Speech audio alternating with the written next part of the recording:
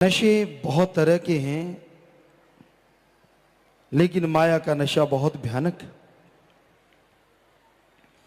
काम वासना, लोभ लालच, अहंकार, दुनियावी नशे, ये सब नशे हैं। लोग इनसे बच नहीं पाते। कोई काम वासना में डूबा है, उसी का नशा हर टाइम लगा रहता है। कोई अच्छी बात नहीं सूझती, कोई मालिक अल्लाह वाहिगुरु की भक्ति इबादत की बात नहीं सूझती। बस काम वासना का कीड़ा बन के इंसान दिन रात भोग विलास में लगा रहता है और नए नए तरीके सोचता रहता है। कोई मोह ममता में फंसा हुआ है, ऐसा मोह ममता का जाल है, ऐसा मोह ममता ने उलझाया हुआ है कि जीव को मोह ममता से छुटकारा नहीं मिलता। इस मोह ममता में उलझा हुआ पाप पे पाप, गुनाह पे गुनाह करता चला जाता है। और कोई अहंकार के घोड़े पे सवार है, इसका भी एक नशा है। मैं समझदार हूं, बाकी बेवकूफ हैं। मेरे में बुद्धि है, बाकी तो कुछ जानते नहीं। मैं सबसे बड़ा हूं, बाकी सब छोटे हैं। धर्म का अहंकार, राज का अहंकार, बहुत तरह का अहंकार, महत्वाकांक्षा का अहंकार। मैं ये कर सकता हूं, मैं वो बन सकता हूं, मुझे ये टाइम मिले मैं वो कर दूं, मैं ये कर दूं, इत्यादि इत्यादि इत्यादि। तो ये सारे नशे हैं जो जीव को लगे हुए हैं। और इसके साथ साथ फिर माया का नशा। जैसे यहां आया, क्या बन गया भाई, क्या हो गया, माया के नशे में मगरूर हो गया। धन दौलत, जमीन जायदाद, हीरे मोती लाल जवाहरात, ये सब माया के वो रूप हैं जो हमें नजर आते हैं। लेकिन माया का सूक्ष्म रूप भी है जो जीव को सच को सच मानने नहीं देती और झूठ को सच मनवा लेती है। ऐसा पर्दा डालती है बुद्धि विवेक पे कि इंसान को बिल्कुल सच झूठ लगता है और झूठ सच लगता है। वो अपने आप से लापरवाह होता है और माया के जाल में, माया के चंगुल में इस कदर फंस जाता है कि उसे कुछ और होश नहीं रहती। ठगी मारता है, बेईमानी करता है, भ्रष्टाचार करता है, किसी को नहीं छोड़ता। फिर तो बस उसके लिए रुपया पैसा दीन ईमान मजहब बन जाता है। हम ये नहीं कहते कर्म ना करो और पैसा ना कमाओ, जितने मर्जी अच्छे नेक कर्म करो, मेहनत करो, हक हलाल की रोजी रोटी खाओ और जितना मर्जी कमाओ। संत कभी किसी को रोकते नहीं, पर किसी के मुंह का निवाड़ा छीन के अपना पेट कभी ना भरो। ठगी बेईमानी भ्रष्टाचार कभी ना करो, क्योंकि अगर आप बुरे तरीके से पैसा कमाएंगे, बुरे तरीके से आप माया के चंगुल में फंस जाएंगे, तो माया मुकनी नहीं और जिंद छुटनी नहीं। माया ऐसी फिर पाप जुल्म की बढ़ती है। ये इतनी बढ़ गई, इतनी बढ़ गई, इतनी बढ़ गई और बढ़ती जाए। इंसान को खुशी होती रहती है कुछ देर के लिए, कई बार फिर खुशी नहीं भी होती। तो भाई ये माया के नशे में मगरूर अहंकार में आ गया है आज का जीव। पैसा अच्छा है, नौकर चाकर हैं, बंगले बगीचे हैं, तो अहंकार आ जाता है कि मैं ही सबसे सही हूं, मेरे जैसा तो दुनिया में कोई दूसरा है ही नहीं। ना भाई अहंकार ना करो। आपसे पहले पता नहीं कितने धनाड़ इस दुनिया में हो गुजरे। रावण के पास क्या कमी थी? आपको चंद नोटों पे अहंकार है, जमीन जायदाद पे अहंकार है, बाल बच्चे औलाद पे अहंकार है, दिमाग पे अहंकार है, किसी चीज पे अहंकार है। आप रावण से बौने हैं। रावण चारों वेदों का टीकाकार पंडित था। चार वेद कोई छोटी बात नहीं है, बहुत बड़ी बात है। उनको उसने जुबानी याद किया था और यहां से मर्जी श्लोक पूछो उसकी टीका टिप्पणी करता था। टीकाकार पंडित था, राजनीतिज्ञ था, बहुत बड़ा राजनीतिज्ञ था। जब रावण मर रहा तो कहते श्री राम जी ने लक्ष्मण को कहा कि इससे राजनीति और वेदों की बात पूछ के यहां ज्ञान सीख, ये बहुत बड़ा पंडित है। यही नहीं, बहुत बड़ा साइंसदान था रावण। जब चाहता था, जहां चाहता था, बरसात करवा लेता था। सूरज की रोशनी से ही नहीं, चंद्रमा की रोशनी से खाना बना लेता था। उस समय में उसके पास ही जहाज था, जिसे उड़न खटोला कह लें, कुछ भी कह लें, जो आसमानों में चला जाता था, बाकी किसी के पास तब नहीं था, तो उसने जहाज भी बना रखा था उस समय में। और यही नहीं, एटम परमाणु उसके कंधे पे रहता था। आज कलयुग में लोगों ने एटम परमाणु बनाया है, लेकिन धरती में दफना रखा है कि कहीं खुद के यहां फट गया तो लेने के देने पड़ेंगे, सारी दुनिया तबाह हो सकती है। लेकिन रावण उसको अपने कंधे पे टांग के रखता था, क्योंकि रामायण में जिक्र आता है कि वो तीर छोड़ता था तो 12-12 कोस तक आग लग जाती थी, टेम्परेचर बहुत हाई हो जाता था। वो तो श्री राम जी आगे से ऐसा तीर मारते थे कि वो बर्फ बन जाता था और वातावरण ज्यों का त्यों हो जाता था। कितना बड़ा विद्वान था वो।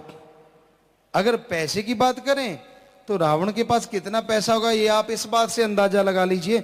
उनके नौकरों के मकान गोल्ड सोने के थे और उनके बर्तन चांदी के थे। उसमें वो खाना उनके नौकर खाया करते थे, आम जनता खाया करती थी। खुद के पास कितना था आप अंदाजा ही नहीं लगा सकते। आप तो सोचते होंगे 2-4 चम्मच ही मिल जाएं ऐसे। जरा सोचिए, बात तो हकीकत में सोने के 2-4 चम्मच पता नहीं कहां पहुंचा देंगे। पर उसके पास कितना था, उसके मकान सारी लंका सोने की थी। और यही नहीं, रावण के जो बच्चे थे वो तो कहने सुनने से परे है। आम आदमी के 2-4 बच्चे अच्छे काबिल हो जाएं तो वो बड़ा अहंकार में आ जाता है। रावण के तो 1 लख पूत 1.25 लाख नाती, 2.25 लाख तो घर की औलाद थी। सोच के देखो, 10 लोगों को रोटी रोज खिलानी पड़ जाए ना, आंखें बाहर आ जाती। बारात में 100 की जगह 125 आ जाएं तो गुस्से होने लगते हैं लोग। और रावण की तो रोज ही घर में बारात थी, और बारात भी इतनी बड़ी, 2.25 लाख चारपाई चाहिए। 2.25 लाख के लिए रोटी 4-4 भी खाई तो लगता है 9 लाख तो रोटियां ही हो गई। बाकी वो बकरे मुर्गे छितरे पता नहीं क्या क्या डकारते होंगे, क्योंकि राक्षस थे, उस जाति से संबंध रखते थे। जरा सोचिए तो उसी कैलकुलेट कीजिए आप, आपकी बुद्धि चकरा जाएगी कि एक दिन में वो कितना कुछ। और ये सच था। कोई आज कहे साइंस विज्ञान कि ये झूठ है, विज्ञान झूठी है, कल विज्ञान बनी है, आज वो कहती है कि वो चीजें झूठ हैं जो पुरातन है, जिनके ऊपर विज्ञान चल रही है उनको वो झूठ कह रही है। तो ये सब झूठ है तो विज्ञान है। धर्म या रामायण या राम जी झूठे नहीं थे, वो थे, हैं और रहेंगे। उनका नाम लोग लेते हैं सत्कार से, क्योंकि उन्होंने अच्छे कर्म किए, लोगों को दिखाया अवतार क्या होता है। और भाई रावण के इतने बच्चे कैसे थे, ये सोचने वाली बात है। 1 लाख बेटा कहां से आ गया?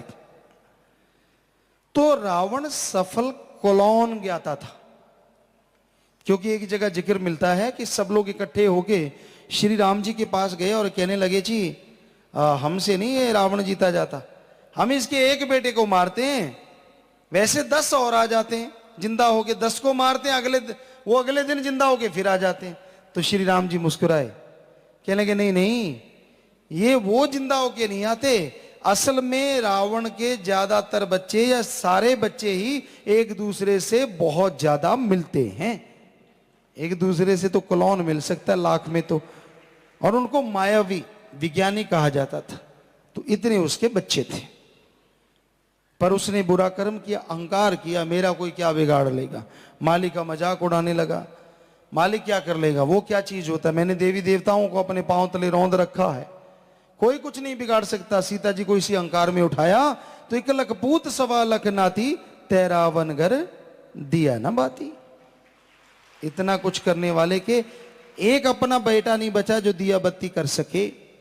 तो भाई आप किस बात का अहंकार करते हैं, जरा सोचिए तो सही। इसलिए दीनता नम्रता से जिंदगी को गुजारो, अहंकार ना करो। अहंकार को मार दुनिया में भी है और भगवान के दरगाह में भी उसको नकारा जाता है, जो अहंकारी आत्मा होती है। इसलिए अहंकार नहीं, जो काम दीनता नम्रता प्यार मोहब्बत से हो सकते हैं वो अहंकार लड़ाई झगड़े से कभी संपन्न नहीं हो सकते, ये पक्का है। इसलिए अहंकार ना करो भाई, गुरूर ना करो। भूल गया काम भूल गया, विषय विकारों में चूर हो गया। या फिर आदमी काम वासना में चूर हो जाता है तो मालिक के वचन अच्छे नहीं लगते, पीर फकीर के वचन नहीं मानता। तो इसमें चूर ना हो, इसमें मजबूर ना हो, क्योंकि काम वासना क्षणिक आनंद है, बाद में सारी उम्र के रोग भी हो सकते हैं। इसलिए ऐसे क्षणिक समय के लिए अपने जीवन को बर्बाद ना करो।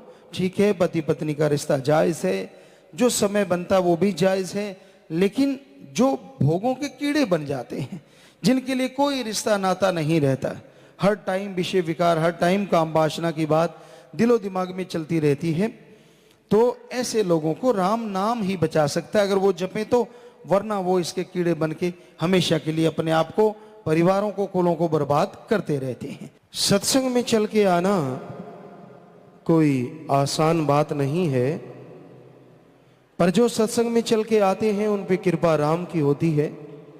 खुद मुख्तियारी का वो फायदा उठाते हैं और अपने भाग्य को चाहें तो वो बदल सकते हैं। सत्संग में मालिक का रहमो करम बरसता है। सत्संग में वो परम पिता परमात्मा जहरा तौर पे सब जीवों पे रहमो करम मूसलाधार बरसाते हैं।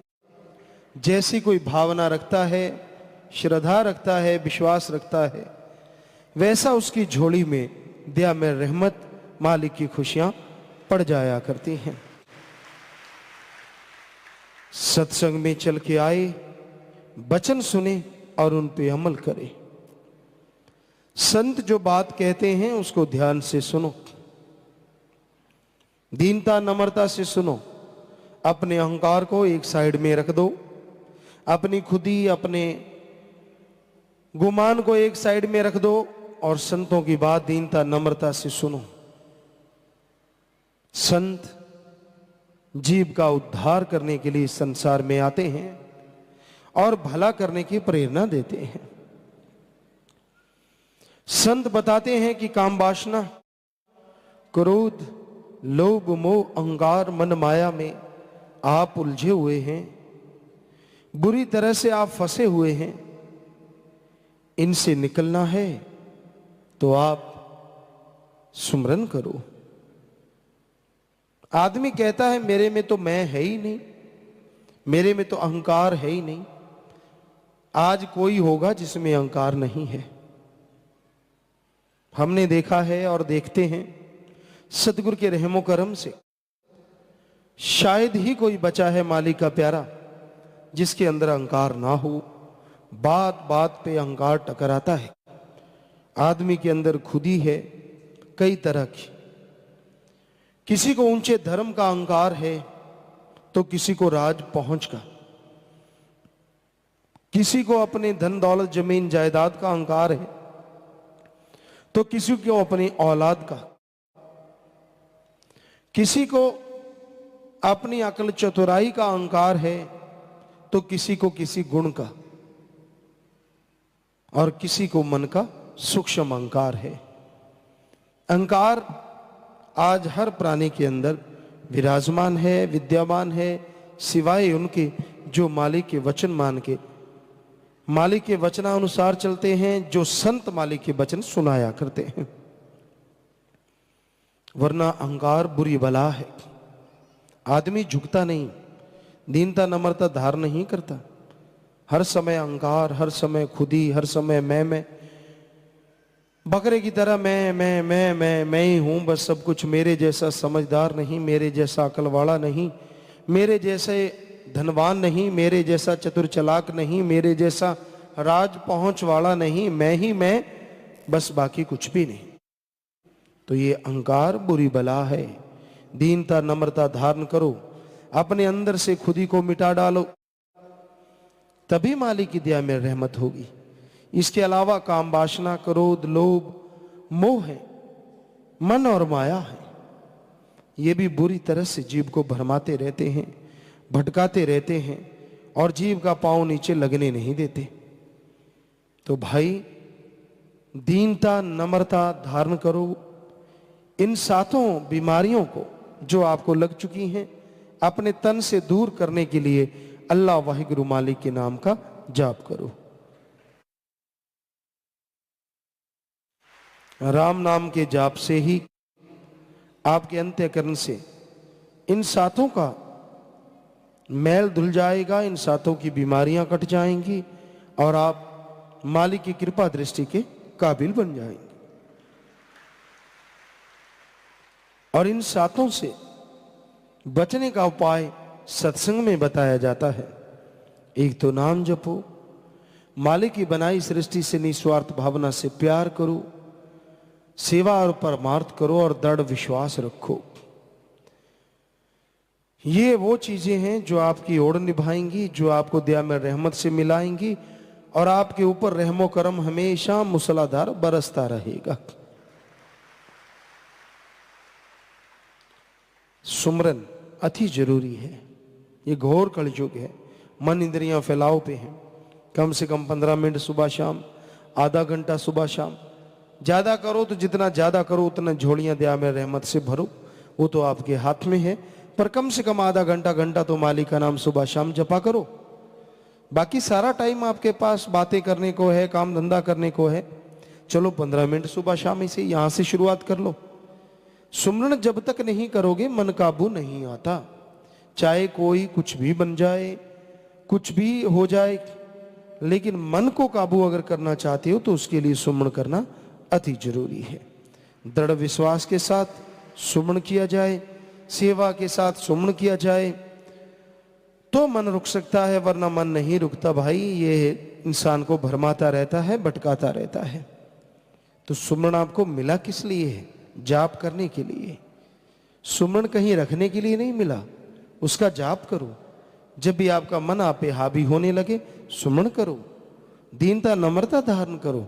अहंकार के घोड़े पे सवार ना हो जाओ, क्योंकि अहंकार का घोड़ा बड़ा तेज रफ्तार और औंधे मुंह जीव को गिरा देता है। तो औंधे मुंह गिरोगे, दुखी होगे, परेशान होगे, उससे बेहतर है कि अहंकार आने ना पाए। दीनता नम्रता का पल्ला पकड़ो। तो ये तभी संभव है जब सुमरन शुरू करोगे, दृढ़ विश्वास रखोगे अपने सतगुरु मौला पे, तभी खुशियां हैं। अपनी भक्ति को जाने ना दो। मन जब भी आपका विश्वास इधर उधर करवाता है, लड़ो अपने मन से और अपने यकीन को मजबूत करो, दृढ़ इरादे बनाओ, ताकि मन आपका पानी भरे और मालिक के रहमो करम के हकदार आप हमेशा बनते चले जाएं। जब तक इंसान के अंदर खुदी है तो खुदा नहीं, और खुदी नहीं तो खुदा है। अपने अहंकार को, अपनी खुदी को मिटाने के लिए एकमात्र उपाय सुमरन, सेवा, परमार्थ है।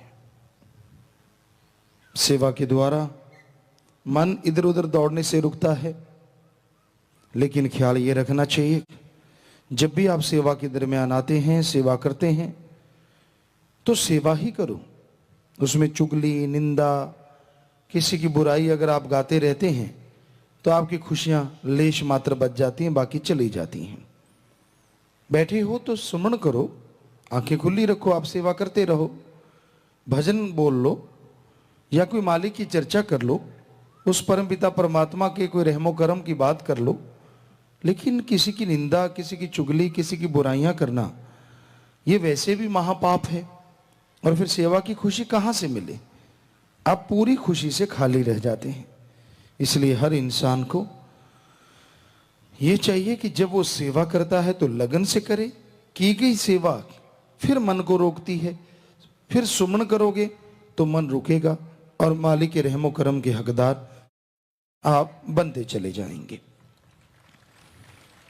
तो सेवा के दरमियान इंसान जितना जोर लगाता है, जितनी हिम्मत करता है, मालिक उतनी ही बरकतें दे देता है।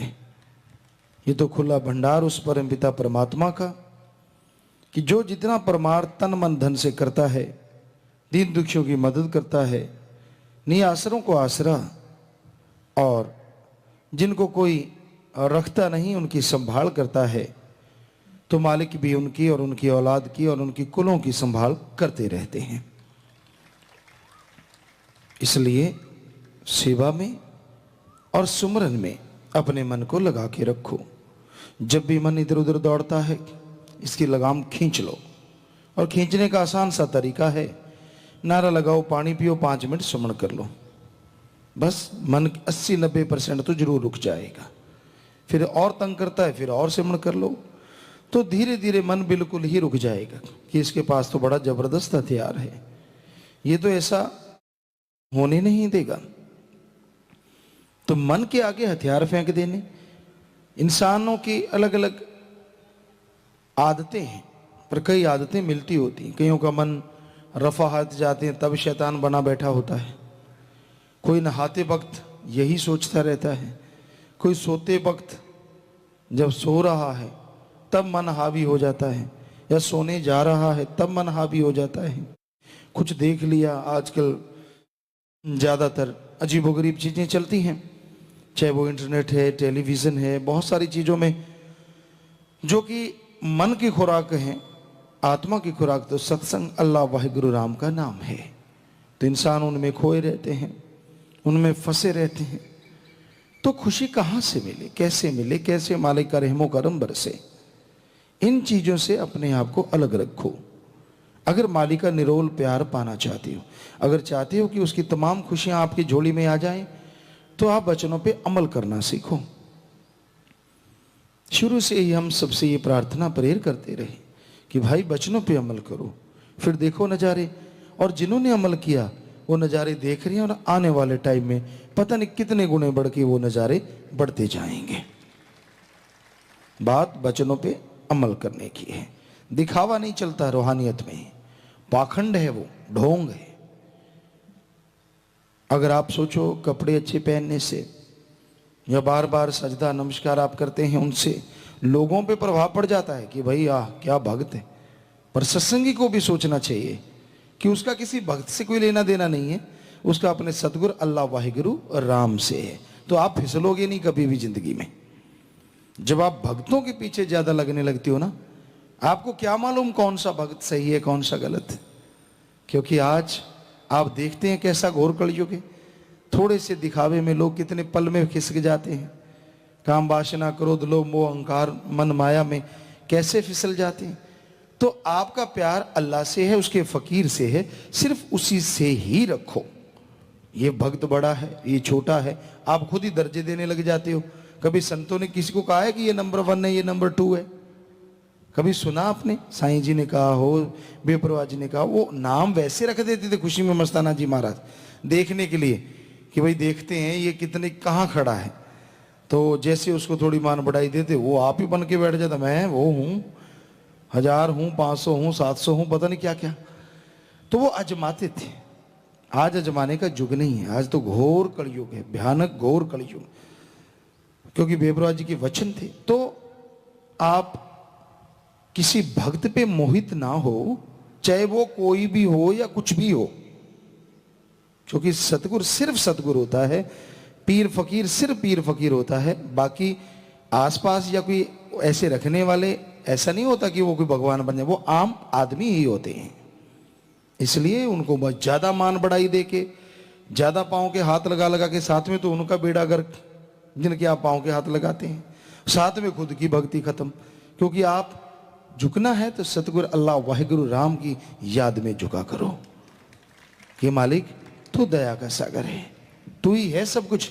अरे आदमी के क्या चीज मिल जाएगी, क्या दे देगा वो उसको हाथ लगाने से?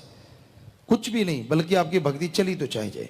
झुकना चाहिए, पर नारा लगाओ झुक के, बस इससे बड़ी और चीज क्या है। झुकना है तो अपने माँ, अपने बाप, अपने दादा, जो आपके खून से संबंध रखते हैं, जिनका कुछ ना कुछ ऋण है आपके ऊपर, उनके आगे झुको, उनके लगाओ पाँव के हाथ। और वो जो बुजुर्ग हैं वो स्नेह से अपने बच्चे के सिर पे हाथ रखे और मालिक से दुआ करे, मालिक इनको सद्बुद्धि दे, रहमत कर, यही अच्छा आशीर्वाद है, तेरी भक्ति में लगे, नेक कर्म करें। हमारा कहने का मतलब ये घोर कलयुग है, भयानक कलयुग है। आप किसी को भी नहीं कह सकते कौन कैसा भक्त है, क्योंकि जो दिखने में नजर आता है वो हो नहीं सकता, और जो होता है वो दिखता नहीं। क्योंकि मालिक के प्यार मोहब्बत में जो आगे बढ़ जाते हैं वो उनके अहंकार होते ही नहीं, वो खुद ही करते ही नहीं। जुबान पे मिठास होती है, चेहरे पे नूर होता है, और बस मालिक ही एम लक्ष्य होता है।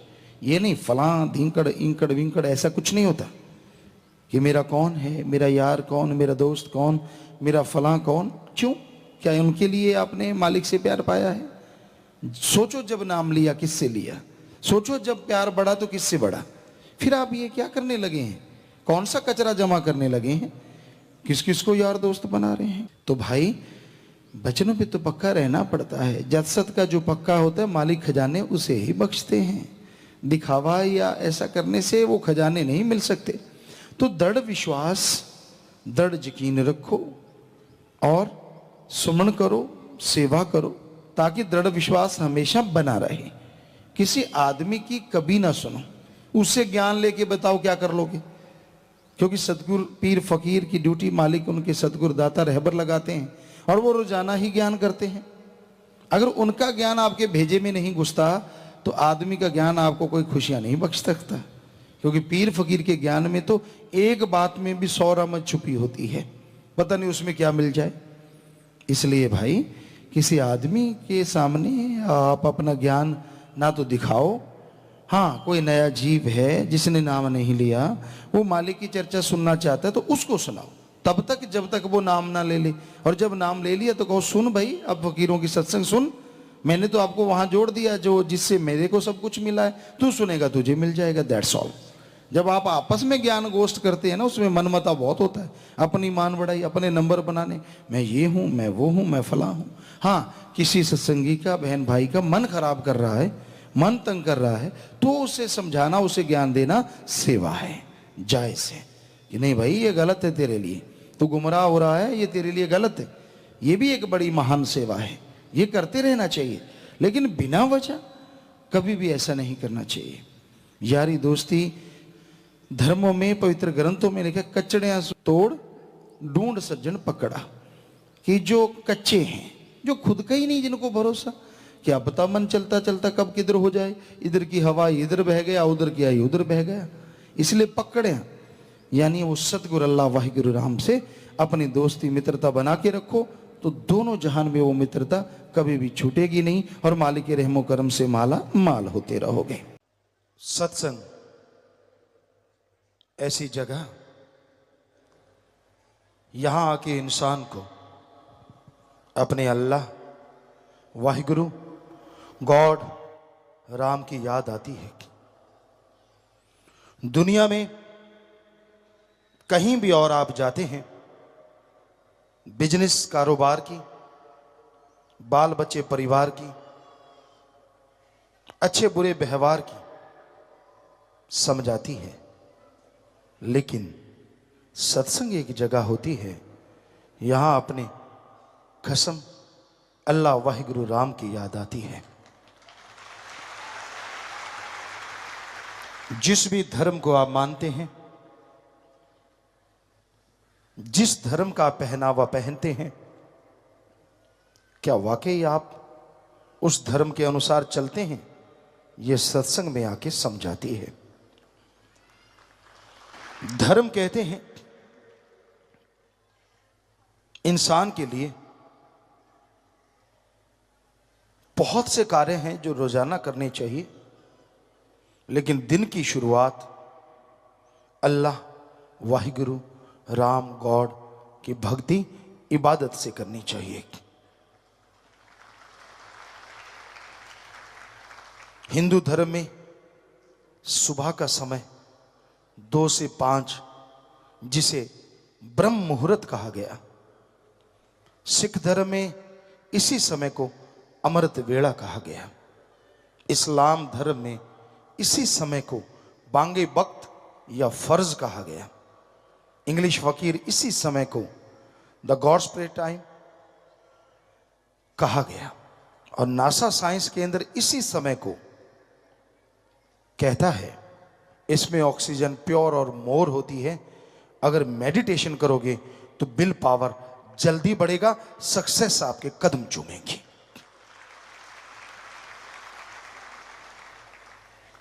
हमने सभी धर्मों को पढ़ा, बचपन से पढ़ते थे। जिस जगह पे रहते राजस्थान में, घर में पवित्र गीता थी, श्री गुरु नानक देव जी महाराज की जन्म साखी, सुंदर गुटका और रामायण, ये पवित्र ग्रंथ घर में हुआ करते। बचपन से हम पढ़ा करते, क्योंकि सभी धर्मों के लोग वहां इकट्ठे रहते थे। तो गुरुजी ने बुलाया तो सभी धर्मों को पढ़ा, लोग हमसे पूछते हैं आप सभी धर्मों को क्यों मानते हो? जैसे अब भी हम बाहर गए, हर कोई कहता था आपका धर्म कौन सा है? हम कह देते थे सभी धर्म, हम सभी को मानते। कहते ये कैसे हो सकता है, एक तो कोई होगा। हमने कहा एक हो तो बताएं। अब बचपन से गुरुजी के चरणों में लगे और उन्होंने बताया सारे धर्म एक हैं, तो हम कैसे कहें हम एक को मानते हैं? हम तो सभी को मानते हैं, सभी का सत्कार करते हैं। मालिक जानता है जन्म से लेके आज तक किसी गुरु, किसी पैगंबर, किसी भगवान के बारे में एक भी अपशब्द हमने कभी नहीं बोला और ना ही सुनने का कोई मादा रखते हैं। हम कहते हैं जितने भी हमारे गुरु हुए, संत, पीर, पैगंबर, अवतार, महापुरुष, उन्होंने सच लिखा था, सच था, है और आगे भी सच रहेगा। उनकी बात को कोई झुठला नहीं सकता। ये बात अलग है, लोग उनका दिखावा करते हैं, उनके वचनों को नहीं मानते। हम आपको गारंटी देते हैं धर्मों को, इंसान अपने अपने धर्म को, धर्म बदले ना, जिस भी धर्म में आप खुश हैं उसी धर्म में रहिए। पर हम आपको गारंटी देते हैं इस मिनट अगर आप अपने धर्म को मानोगे, दिखावा नहीं, अगर मानोगे तो अगले मिनट इस धरती पे प्यार मोहब्बत की गंगा बहने लगेगी। ये हम गारंटी देते हैं, क्योंकि धर्म में कुछ बुरा है ही नहीं। धर्म में लड़ना गुनाह है। अजी लड़ना छोड़िए, किसी के बारे में गलत बोलना गुनाह है।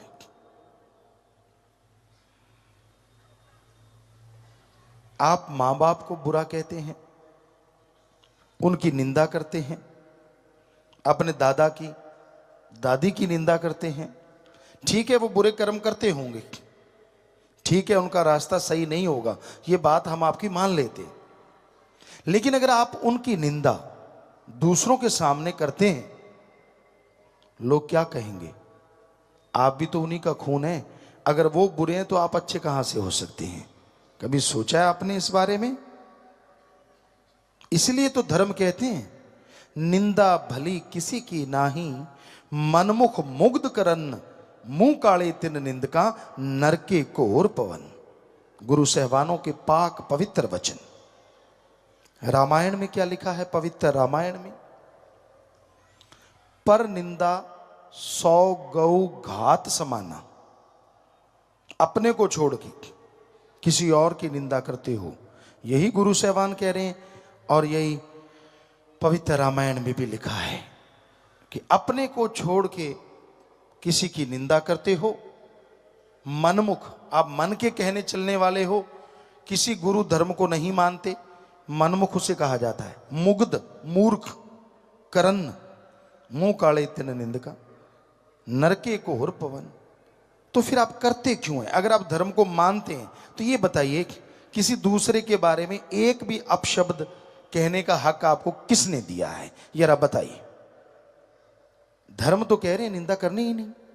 यही इस्लाम धर्म में आता है, फजूल की बहसबाजी में मत पड़िए, किसी को गलत मत कहिए। और यही ईसाई धर्म में भी आता है, अपने को छोड़ के किसी को बुरा मत कहो। फिर जो इंसान इन बातों को नहीं मानता, आप बताएंगे उनका धर्म कौन सा हो सकता है? धर्मों में तो लिखा है, नहीं लिखा तो बताओ। आप पवित्र, कहीं भी पवित्र ग्रंथों को पढ़ लीजिए, जो हमने बोला वो ज्यों का त्यों लिखा हुआ मिलेगा। बल्कि बहुत से महापुरुषों ने, गुरु सहवानों ने तो इस निंदा के ऊपर एक नहीं कई कई पेज भर रखे हैं, कई कई पेज भर रखे हैं। फिर अगर आप उनको मानते हैं तो आपका तो मतलब ही नहीं बनता कि आप किसी को बुरा कहें, अपने माँ बाप को, अपने बहन भाई को, अपने बच्चों को, किसी को भी नहीं। पर निंदा का मतलब होता है अपने को छोड़ के दूसरों का करना, तो वो पर कहलाता है, पराया कहलाता है। धर्मों में कहीं लिखा नहीं है शराब पियो, कहीं नहीं लिखा। इस्लाम धर्म में लिखा है शर प्लस आप। शर माने शैतान और आब माने पानी। अल्लाह की इबादत करने वालों, शराब शैतान का पानी है, पियोगे की गई इबादत खाक में मिलेगी, दोजख में जलोगी। हिंदू महापुरुषों ने साफ साफ पवित्र ग्रंथों में लिखा है, शिव पुराण, विष्णु पुराण में आता है, जब समुद्र मंथन हुआ, जितने भी नशे निकले शराब के साथ, सारे राक्षसों ने पिए। हे हिंदू धर्म के लोगों, शराब पियोगे, नशा करोगे, आपकी जिंदगी राक्षस प्रवृत्ति की बन जाएगी। घर में कलह कलेश, जीवन में बीमारियां, टेंशन, परेशानियां हो जाएंगी। इसलिए शराब मत पियो, नशा मत करो। सिख धर्म में गुरु साहिबानों के पवित्र वचन, पोस्त भंग अफीम मद नशा उतर जाए प्रभात, नाम खुमारी नानका चढ़ी रहे दिन रात। पोस्त, भांग, अफीम, शराब, जितने नशे सुबह के शाम, शाम के सुबह उतर जाते हैं। अरे नशा करना है तो अल्लाह वाहिगुरु राम के नाम का करो, जो एक बार चढ़ गया दोनों जहान में नहीं उतरेगा और मस्ती से माला माल रखेगा। ईसाई धर्म में आता है, वो ड्रग, वो नशा कभी ना लो जो गॉड से दूर करे, गॉड्स प्रेयर का नशा करो जो गॉड के करीब करे। बताइए कौन से धर्म में लिखा कि ठेके खोल लो? जब हम सच्ची बात कह देते हैं तो फिर मिर्ची लगती है, करें तो क्या करें? या तो बताओ धर्मों में ये लिखा है कि नहीं? अगर लिखा है तो आपके गांव में, शहर में कौन लोग रहते हैं? क्या हिंदू, क्या मुस्लिम, क्या सिख, क्या ईसाई? इनमें से नहीं रहते? इन्हीं में से रहते हैं ना। तो फिर आपकी दुकानें क्यों खुली हैं नशे की आपके शहर में, आपके गांव में? जब धर्म तो चारों कह रहे हैं कि नशा पीना नहीं, नशा खाना नहीं, नशा लेना नहीं, और लाइनें किसकी लगी होती हैं जरा देखना, वहां कौन खड़े होते हैं? इन्हीं धर्मों वाले। हम आपको एक सच्ची घटना बताते हैं, राजस्थान के श्री गंगानगर साइड की। यहां हम रहा करते, राजस्थान सूरतगढ़ में। तो हम गाड़ी लेके जा रहे थे, एक ठेका था शराब का। गाड़ी वहां हम्प वगैरह थे, धीरे की एक गाड़ी खड़ी थी वहां, और उसके ऊपर लिखा था नाम खुमारी नानका चढ़ी रहे दिन रात। हमने निगाह मारी, यार ये ठेके के आगे गाड़ी और गुरु साहिबानों के पवित्र वचन। हमने गाड़ी रोक दी, हम अंदर गए ठेके में। हमने कहा ये गाड़ी किसकी है? तो एक आदमी शराब का पैग ले रहा था, कहता मेरी है। हमने कहा यार हम तो कुछ नहीं लेना, लेकिन आपकी गाड़ी के ऊपर बहुत सुंदर दोहा लिखा है। क्या लिखा है? कहता पोस्त पंगा भी मद नशा उतर जाए प्रभात, नाम कुमारी नानका चढ़ी रही दिन रात। हमने कहा आपको पता है इसका मतलब क्या है? कहता पता है। तो फिर शराब क्यों पी रहे हो? अब सुनिए ढीठ पने का जवाब। कहने लगा यार जो बाबे ने लिखी है पता नहीं कदों चढ़ूगी। हाँ हाथ च पै गया चढ़ा लांगे, काटो फुल्लां दे खेडूगी। वाह मां दया पुता, फिर लिखवाया क्यों है? जरूरी सी? तो वो बहुत शर्मिंदा हुआ। तो ये अलग बात है कि ऐसे लोग मानते नहीं हैं। आप कभी भी देख लेना, ट्रकों पे, बसों पे गुरु साहिबानों के, संतों के, ऋषि मुनियों के बड़े पवित्र वचन लिखे होते हैं। ऐसे लगता है यार ज्ञानी जी जा रहे हैं, और पास जाओगे ऐसे सड़ांस मारती है जैसे बोक में मार रही हो। इतनी बदबू, शराब नशा कर रखा होता है। कहीं बहुत जगह देखा है हमने, आप भी आजमा के देख लेना, बहुत जगह देखा है। तो ये क्या है? ये धर्मों को मानना है या धर्म की खिल्ली उड़ाना है? जरा बताइए। लोग क्या कहेंगे? ये सिखाता है आपका धर्म, ये सिखाता है आपका मजहब। हम सारी दुनिया से नहीं, अपने देश के इन धर्म को मानने वाले सज्जनों से पूछते हैं, क्या धर्मों में जो लिखा है वो सही है? हाँ आप कह रहे हैं वो सही है। अगर वो सही है तो क्या ठेके, शराब की दुकानें, पोस्त अफीम की दुकानें, चाहे वो परमिट लेके खुली हो, क्या वो आपके गांव शहर में खुलनी चाहिए धर्मानुसार? नहीं खुलनी चाहिए। सही कह रहे हैं आप। तो क्या वाकई नहीं है? क्या वाकई खुली हुई नहीं? क्या वाकई वहां आपके शहरों में, आपके गांवों में दुकानें नहीं है? हैं, बहुत है, बहुत है। सोचने वाली बात है कि धर्म को मानते हैं आप, धर्म का पहनावा पहनते हैं आप, फिर आपका धर्म क्या सो गया? आप बंद क्यों नहीं करवाते? करवानी चाहिए। जो भी जायज तरीका है, ना झगड़ो, ना लड़ो, ना बुरा कहो, पर फर्ज तो बनता है ना कि हमारा धर्म कह रहा है, हमारा धर्म इजाजत नहीं दे रहा, हम नहीं नशे की दुकानें खुलने देंगे। और दूसरी बात, आज चलो दुकान खोल ली, आप कहते हो जी यार कौन झगड़ा करे, ठीक है, आप इतना तो कर सकते हो, बारी बारी से अपने गांव में, शहर में एक पहरा बिठा लें, सभी लोग मिलके पंचायत, कि भाई इस दुकान पे किसी को जाने नहीं देना, देखते कितने दिन खुली रहेगी। कुछ तो करो। जब धर्म का दिखावा करना हो, ये कर वो कर, बड़े टूटियां शूटियां लगा दिखाना कि मैं यार, मेरे को देख के लोग समझ जाए मैं कौन हूं। मजा तो तब है जब धर्म का कर्म भी करके दिखाओ, मजा आ जाए कि वाकई आप कौन हैं, लोग अपने आप ही पता चल जाएगा यार ये है सच्चा धर्म को मानने वाला। तो भाई सच्ची बात कड़वी तो होती है, पर हम क्या करें, सत्संग में सच बोलना पड़ता है। तो ये सच ना हो तो हम सत्संग नहीं करेंगे कभी भी। अगर आपको लगता है कि ये सच नहीं है तो ये सच है, लेकिन जब सुनना पड़ता है ना सच, कड़वा बहुत लगता है, बुरा लगता है। हम किसी भी धर्म की निंदा कभी जिंदगी में, जब से जन्म लिया है मालिक जानता है, सोचा नहीं। निंदा करनी तो बहुत दूर की बात है, मालिक जानते हैं। हर धर्म को मानते हैं, इज्जत करते हैं उन महापुरुषों की, संत पीर पैगंबरों की। हम तो खाकसार हैं, चौकीदार हैं, सेवादार हैं।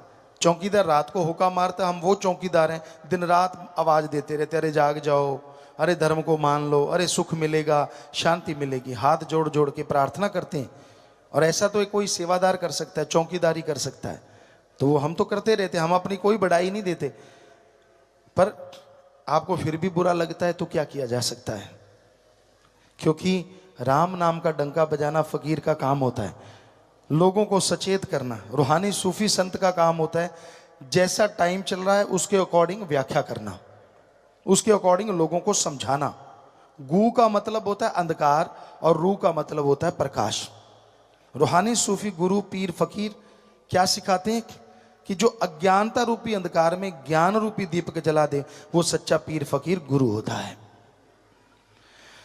तो भाई हमारा काम आपको आवाज देना है, आप जागो ना जागो आप मर्जी के मालिक हैं। जैसे एक फिर उदाहरण याद आ गया, एक आदमी था, पुराने समय की बात, तो उस समय घोड़े होते थे, ऊंट होते थे, बैल होते थे। तो वो घोड़ा लेके गया खेत में, तो चने लेके आ रहा था वो। एक आदमी का खेत साथ में था, उसने देखा घोड़े के ऊपर एक छाटी डाल रखी है, बोरा कहते पंजाबी च, पुराने टाइम में बोरा छाटी जो भी, जिसमें वजन डाला जाता है। तो वो एक तसला भरता चने का एक साइड में डाल देता, एक रेते का भरता दूसरी साइड में डाल देता। ऐसे दो ऐसे बने होते हैं घोड़े के ऊपर, जैसे ये घोड़ा ऐसे रख देते हैं, एक इधर डाल देता एक इधर की। जिमीदार दूसरा देख रहा था, वो उसके पास गया, कहने लगा यार ये क्या कर रहा है, रेता क्यों डाल रहा है? कहता मैं वजन बराबर कर रहा हूं, इधर चने डालूंगा 2 मन, इधर बराबर रेत डालूंगा ताकि बैलेंस रहे, नहीं तो वो गिर जाता है। सब लोग जानते हैं पुराने, अगर वो एक साइड ज्यादा हो जाए तो गिर जाता है। पंजाबी जी कहें तो कहना मैं वजन सामा कर रहे हैं। तो उसने, जिमीदार ने कहा यार तू ऐसे करना, एक चनों का तसला इधर डाल, दूसरा चने का तसला उधर डाल दे, 2 मन लेके जा, 4 मन बोझ क्यों उठवाता है घोड़े से? आगे से पता है जिमीदार क्या कहता है? घोड़ा किसका? वो जिमीदार कहता तेरा। चने किसके? कहता वो भी तेरे। कहता फिर मैं जैसे मर्जी डालू, मेरी मर्जी। तो आजकल के ऐसे घोड़े वाले हैं, कुछ भी सिखा लो उनको, कुछ भी समझा दो, कहता मैं तो ऐसे करूंगा, मेरी मर्जी। तो भाई मर्जी तो तेरी, पर बताना तो फकीर का फर्ज होता है कि सही रास्ते पे चलिए। आप सेवा कीजिए, घर से शुरुआत कीजिए अपने माँ बाप की। और माँ बाप जो बुजुर्ग बैठे हैं यहाँ, उनका फर्ज है बच्चों को सलाह जरूर दो, पर टांग मत अड़ाओ। उनको बोल दो आपने बहुत मेहनत की है, आपने हिम्मत की है, उनके लिए जो कमाया ठीक है, जो बनाया ठीक है, कि भाई तेरे को मेरे तजर्बे की जरूरत पड़े तो बताऊंगा मैं, तू गलत चलेगा तो भी बता दूंगा, आगे वो माने ना माने उनकी मर्जी, ठोकर खा के मान लेंगे। लेकिन अगर आप जबरदस्ती करोगे तो हो सकता है फिर अनाथ आश्रम में आपको भेज दें। और बच्चों को चाहिए कि वो बुजुर्गों का सत्कार करें। अरे जन्मदाता हैं आपके, क्या हो गया अगर किसी किसी भाई बहन को अपने बुजुर्गों का टट्टी पेशाब उठाना पड़ गया? वो समय भूल गए जब बचपन में वो आपका टट्टी पेशाब सब उठाया करते थे? क्या हो गया अगर 2-4 दिन आपको उठाना पड़ गया तो? हमारी यही संस्कृति है, हमारा यही धर्म सारी दुनिया में नंबर 1 है, हमारे सारे धर्म, क्योंकि इसमें ऐसी शिक्षा दी जाती है जो दुनिया में कहीं भी नहीं। एक बार काफी देशों के लोग आए, कहते गुरुजी आपके जो धर्म है, हिंदू मुस्लिम सिख ईसाई, इसमें ऐसा क्या है? हमारी संस्कृति बढ़िया है, आपकी संस्कृति किसी काम की नहीं। हमने कहा हमारे धर्मों की अगर ABCD भी सुना देना आपको, आपकी गिग्गी बज जाएगी। कहते कैसे? हमने कहा आपको धर्मों की A सुनाते हैं, B फिर सुनाएंगे। कहते सुनाओ। हमने हमारे धर्मों की A ये है कि जब बच्चा छोटा होता है, बिल्कुल छोटा सा जन्म लेता है, और जब तक वो पैरों पे खड़ा नहीं होता तब तक उसके माँ बाप केयर टेकर होते हैं, उसकी संभाल फूलों की तरह करते हैं, उसमें ध्यान रखते हैं। और जब माँ बाप बूढ़े हो जाते हैं, उनको सहारे की जरूरत पड़ती है, तो हमारे धर्म कहते हैं वो नौजवान बच्चे अपने बुजुर्गों को फूलों की तरह रखते हैं, उनकी वैसे केयर टेकर बन जाते हैं, वैसे संभाल करते हैं। आप लोगों के देशों में क्या ऐसी रीत है? सभी कहने लगे नहीं गुरुजी ये तो कमाल है। हमने कहा अभी तो A ही सुनाया है, B कभी फिर सुनाएंगे। A से ही आप हिल गए, तो वो मान गए कि आपकी संस्कृति जैसी है ऐसी दुनिया में किधर भी नहीं। और हमारे वाले उनकी संस्कृति लाने की तैयारी में है, नंगे रहेंगे, ऐसे रहेंगे, ये होना चाहिए, वो होना चाहिए। अरे क्यों?